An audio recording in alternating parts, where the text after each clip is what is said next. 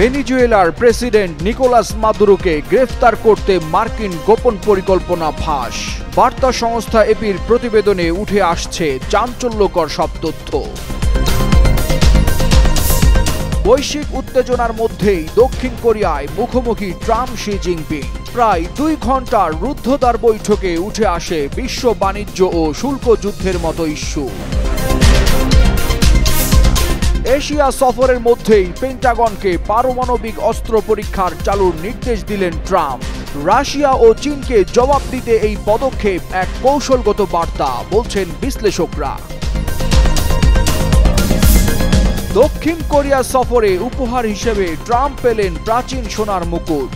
কোরীয় দ্বীপে কূটনৈতিক সম্পর্কের নতুন অধ্যায়ের ইঙ্গিত। 2 শতাব্দীর সবচেয়ে শক্তিশালী ঘূর্ণিঝড় মেলিসার তাণ্ডবে বিপর্যস্ত ক্যারিবীয় অঞ্চল। ঘন্টার পর ঘন্টা তাণ্ডব চালানো ঝড়ে লন্ডভন্ড জামাইকা ও কিউবা, বহু প্রাণহানির শঙ্কা।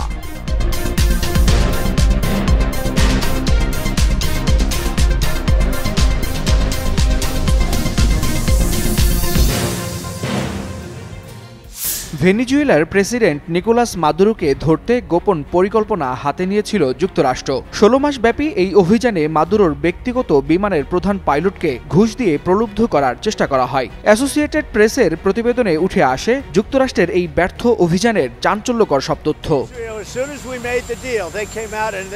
প্রতিবেদনে বলা হয়, মার্কিন ফেডারেল এজেন্ট এডউইন লোপেজ গোপনে মাদুরোর পাইলটের সঙ্গে বৈঠক করেন এবং বিমানের রুট পরিবর্তন করে প্রেসিডেন্টকে যুক্তরাষ্ট্রের হাতে তুলে দিতে বিপুল অর্থের প্রস্তাব দেন। বৈঠকে ওই এজেন্ট জানান, এতে রাজি হলে তিনি অত্যন্ত ধনী মানুষ হবেন। উত্তেজনাপূর্ণ এই বৈঠকে পাইলট রাজি না হলেও নিজের ফোন নম্বর দিয়ে যোগাযোগ রাখার ইঙ্গিত দেন।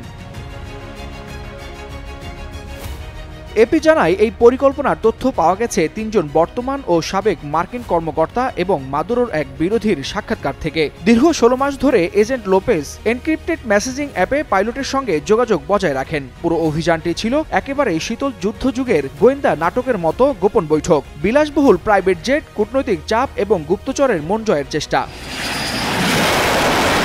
এই গোপন তৎপরতার পেছনে ছিল ট্রাম্প প্রশাসন ও মাদুরো সরকারের চলমান উত্তেজনা, বিশেষ করে মাদক পাচার ইস্যুতে। ট্রাম্প প্রশাসন CIA-কে ভেনেজুয়েলায় গোপন অভিযান পরিচালনার অনুমতি দেয় এবং মাদুরোকে ধরিয়ে দিলে পুরস্কারের পরিমাণও দ্বিগুণ করে। এর মধ্যেই মাদুরোকে গ্রেফতারের মার্কিন গোপন পরিকল্পনা ফাঁস হলে বেশ আলোচনা সমালোচনা শুরু হয় আন্তর্জাতিক অঙ্গনে। এমনকি মাদক পাচারে ব্যবহৃত সন্দেহভাজন নৌকার বিরুদ্ধে অভিযান চালাতে এবছর ক্যারিবিয়ান সাগরে হাজারো সেনা, হেলিকপ্টার ও যুদ্ধজাহাজ পর্যন্ত মোতায়েন রেখেছে প্রেসিডেন্ট ডোনাল্ড ট্রাম্প, যা এরই মধ্যে বেশ বিতর্কের জন্ম দিয়েছে। এসব অভিযানে অন্তত 13টি হামলায় 57 জন নিহত হয়েছে বলে জানিয়েছে যুক্তরাষ্ট্র। আর মার্কিন এই তৎপরতাকে আন্তর্জাতিক আইনের স্পষ্ট লঙ্ঘন বলে দাবি করে আসছে ভেনেজুয়েলার president Nicolas Maduro. Waliul Hasanat, Jugantor news. বিশ্ব রাজনীতির উত্তেজনার মধ্যে অনুষ্ঠিত হলো বহুল আলোচিত ট্রাম্প-সি বৈঠক। যুক্তরাষ্ট্রের প্রেসিডেন্ট ডোনাল্ড ট্রাম্প তার এশিয়া সফরের অংশ হিসেবে মালয়েশিয়ায় আসিয়ান এর 47তম শীর্ষ সম্মেলনে যোগ দেন। সেখান থেকে জাপান হয়ে পৌঁছান দক্ষিণ কোরিয়ার বুসান শহরে। এই সফর ঘিরেই শুরু হয় নানা জল্পনা কল্পনা। বিশ্বজুড়ে কূটনৈতিক মহলে প্রশ্ন উঠেছিল, 6 বছর পর মুখোমুখি হতে যাওয়া পরাশক্তির যুক্তরাষ্ট্র ও চীনের এই 2 নেতার আলোচনায় কি আসতে পারে। অবশেষে সেই জল্পনার অবসান ঘটিয়ে বৃহস্পতিবার বুসানে মুখোমুখি বসেন ডোনাল্ড ট্রাম্প ও শি জিনপিং। বৈঠক শুরুর আগে 2 নেতাকে সৌজন্যমূলক আলাপে দেখা যায়। সে সময় তারা উল্লেখ করেন, 2 দেশের মধ্যে ঘনিষ্ঠ যোগাযোগ ও চিঠিপত্র বিনিময়ের মাধ্যমেই কিছু গুরুত্বপূর্ণ বিষয় সমাধানের দিকে এগিয়েছে। এই সৌজন্যমূলক আলাপের পরে আনুষ্ঠানিক বৈঠক শুরু হয়, যা চলে প্রায় 1 ঘন্টা 40 মিনিট ধরে। বৈঠকে বাণিজ্য, প্রযুক্তি, রেয়ার আর্থ মিনারেলস বা বিরল খনিজ, টিকটকের মালিকানা হস্তান্তর এবং কৃষিপণ্য আমদানি এসব ইস্যু গুরুত্ব পায়। বিরল খনিজ পদার্থ, স্মার্টফোন, বৈদ্যুতিক গাড়ি ও আধুনিক অস্ত্র তৈরিতে অপরিহার্য। চীন বিশ্ববাজারে এসব খনিজের প্রধান সরবরাহকারী হওয়ায় ওয়াশিংটনের সঙ্গে সম্পর্ক উন্নয়নের বিষয়টি বিশেষভাবে আলোচনা হয়। বেইজিং সম্প্রতি কিছু খনিজ রপ্তানিতে নতুন সীমাবদ্ধতা আরোপ করেছিল, যার জবাবে যুক্তরাষ্ট্র কয়েকটি চীনা প্রযুক্তি কোম্পানিকে নিষেধাজ্ঞার তালিকায় যুক্ত করে। ফলে এই বৈঠক ছিল 2 দেশের মধ্যে খুবই গুরুত্বপূর্ণ। বৈঠক শেষে বুসানের সম্মেলন কেন্দ্র থেকে বেরিয়ে দুই নেতাকে করমর্দন করতে দেখা যায়। ট্রাম্পকে সি এর কানে কানে কিছু বলতে দেখা যায়। এরপর ট্রাম্প সি কে সিঁড়ি দিয়ে আগে নামতে দেন। বৈঠক শেষে প্রেসিডেন্ট ট্রাম্প ঘোষণা দেন চীনের সঙ্গে 1 বছরের জন্য একটি বাণিজ্যিক চুক্তিও সম্পন্ন হয়েছে। এতে চীনের উপর আরোপিত শুল্ক 57% থেকে কমিয়ে 47% করা হয়েছে। একই সঙ্গে বিরল খনিজ সরবরাহে অগ্রগতি হয়েছে বলেও দাবি করেন তিনি। চুক্তির অংশ হিসেবে চীন যুক্তরাষ্ট্র থেকে সয়াবিন আমদানি পুনরায় শুরু করবে এবং টিকটকের মালিকানা যুক্তরাষ্ট্রভিত্তিক একটি প্রতিষ্ঠানের হাতে হস্তান্তর করবে বলে জানা গেছে। বৈঠকটি ইতিবাচক হয়েছে বলেও জানায় মার্কিন প্রেসিডেন্ট। এরপরই তিনি এয়ারফোর্স ওয়ানে করে দেশে ফিরে যান। আর এরই মধ্য দিয়েই ট্রাম্পের এবারের এশিয়া সফর শেষ হয়।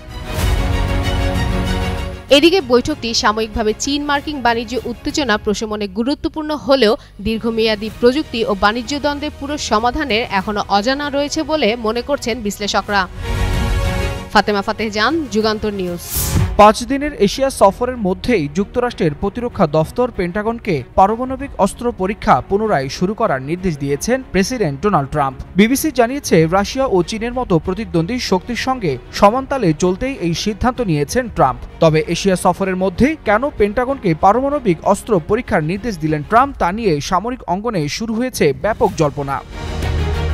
দক্ষিণ কোরিয়ায় চীনের প্রেসিডেন্ট শি জিনপিং এর সঙ্গে বৈঠকের আগে সামাজিক যোগাযোগ মাধ্যমে ট্রাম্প লেখেন, অন্য দেশগুলোর পরীক্ষামূলক কর্মসূচির কারণে তিনি প্রতিরক্ষা দফতরকে নির্দেশ দিয়েছেন পারমাণবিক অস্ত্র পরীক্ষা শুরু করতে। তিনি দাবি করেন যুক্তরাষ্ট্রের পারমাণবিক অস্ত্র ভান্ডার এখন বিশ্বের সবচেয়ে বড়, যেখানে রাশিয়া দ্বিতীয় এবং চীন অনেক পিছিয়ে আছেন বলে মন্তব্য করেন তিনি। যুক্তরাষ্ট্র সর্বশেষ পারমাণবিক পরীক্ষা চালিয়েছিল 1992 সালে। এরপর সাবেক প্রেসিডেন্ট জর্জ এইচ.ডব্লিউ. বুশ অস্ত্র পরীক্ষায় স্থগিতাদেশ জারি করেন, কিন্তু ট্রাম্প এখন কার্যত সেই নীতি থেকে সরে এলেন। তার দাবি, প্রথম মেয়াদেই তিনি যুক্তরাষ্ট্রের পারমাণবিক অস্ত্র ভান্ডার আধুনিকায়ন করেছেন।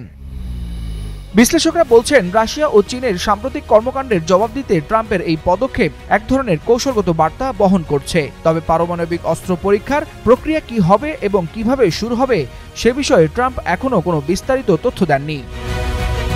ওয়ালিউল হাসানাত, যুগান্তর নিউজ। বিশ্ব রাজনীতিতে একদিকে চলছে অস্থিরতা আর যুদ্ধের আগুন, অন্যদিকে যুক্তরাষ্ট্রের প্রেসিডেন্ট ডোনাল্ড ট্রাম্পের এশিয়া সফর নিয়ে তৈরি হয়েছে তীব্র আগ্রহ। যখন ইউরোপ থেকে মধ্যপ্রাচ্য পর্যন্ত নানা সংঘাত ও কূটনৈতিক উত্তেজনা বিরাজ করছে, তখন ট্রাম্পের এই সফর নতুন কূটনৈতিক বার্তা দিচ্ছে বলে মনে করছেন বিশ্লেষকরা। এশিয়া সফরের অংশ হিসেবে বুধবার দক্ষিণ কোরিয়ায় পৌঁছান ট্রাম্প। দেশটিতে পৌঁছানোর পর তাকে দেওয়া হয় এক অনন্য ও জাঁকজমকপূর্ণ সংবর্ধনা। ঐতিহাসিক শহর কিয়ংজুতে অনুষ্ঠিত স্বাগত অনুষ্ঠানে দক্ষিণ কোরিয়ার প্রেসিডেন্ট লি জে মিয়ং ট্রাম্পকে উপহার দেন প্রাচীন সোনার মুকুটের একটি রেপ্লিকা, যা শিল্লা রাজবংশের রাজারা পরতেন। কোরীয় প্রেসিডেন্টের কার্যালয়ের ভাষ্য অনুযায়ী মুকুটটি শুধু একটি উপহার নয়, এটি শান্তি, সহাবস্থান ও সমৃদ্ধির প্রতীক। সোনার এই মুকুটকে বলা হয় স্বর্গীয় ও পার্থিব নেতৃত্বের মধ্যে ঐশ্বরিক সংযোগের প্রতীক। ট্রাম্পকে জানানো হয় এটি কোরীয় উপদ্বীপে স্থিতিশীলতা ও অংশীদারিত্বের মূল্যবোধের প্রতিফলন। এই সময় ট্রাম্পকে দক্ষিণ কোরিয়ার সর্বোচ্চ সম্মাননা গ্র্যান্ড অর্ডার অফ মুগুংওয়া পদকও প্রদান করা হয়। লরেল পাতার নকশায় তৈরি এই পদকটি তাকে দেওয়া হয় এই বার্তা দিয়ে, আপনি কোরীয় উপদ্বীপে শান্তি ও সমৃদ্ধি আনবেন এই প্রত্যাশায়। জবাবে ট্রাম্প বলেন, এটি আমার জন্য মহান সম্মান, আমি এখনই এটি পড়তে চাই। এছাড়া টোকিও সফরেও ট্রাম্পকে সোনার প্রলেপ দেওয়া একটি গলফ বল উপহার দেওয়া হয়েছিল। এমনকি দক্ষিণ কোরিয়ার রাষ্ট্রীয় নৈশভোজেও রাখা হয় সোনার থিমযুক্ত বিশেষ মিষ্টান্ন, যা দুই দেশের স্থায়ী বন্ধুত্ব ও সমৃদ্ধির প্রতীক হিসেবে বিবেচিত। বিশ্ব রাজনীতির এই অস্থির সময়ে ট্রাম্পের সফর শুধু আনুষ্ঠানিক নয়, বরং ভবিষ্যৎ কূটনৈতিক সম্পর্কের এক নতুন অধ্যায়ের ইঙ্গিত দিচ্ছে, যেখানে স্বর্ণ, সম্মান আর কৌশল একসঙ্গে মিশে গেছে এক রাজকীয় পরিসরে। ফাতেমা ফাতেহ জান, যুগান্তর নিউজ।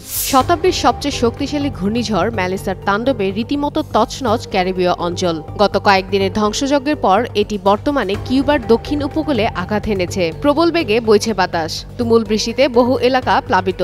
বুধবার কিউবার প্রেসিডেন্ট মিগেল দিয়াস কানেল জানিয়েছেন ঘূর্ণিঝড়টি দ্বীপ জুড়ে বিস্তৃত ক্ষতি করেছে এবং 7 লাখের বেশি মানুষকে নিরাপদ আশ্রয়ে সরিয়ে নেওয়া হয়েছে।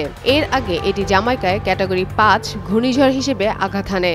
যেখানে ঘন্টায় প্রায় 298 কিলোমিটার বেগে বাতাস বয়ে যায়। দেশটি পশ্চিমাঞ্চল বিশেষভাবে ক্ষতিগ্রস্ত হয়। ঘরবাড়ি বিধ্বস্ত হয়ে যায়, গাছপালা উপড়ে পড়ে, রাস্তাঘাট ভেসে যায়। প্রায় 5 লাখের বেশি মানুষ বিদ্যুৎবিহীন অবস্থায় দিন কাটাচ্ছে এবং 15,000-এর বেশি মানুষ আশ্রয় কেন্দ্রে আশ্রয় নিয়েছে। এমন পরিস্থিতিতে জামাইকার সরকার পুরো দেশকে দুর্যোগ এলাকা ঘোষণা করেছে।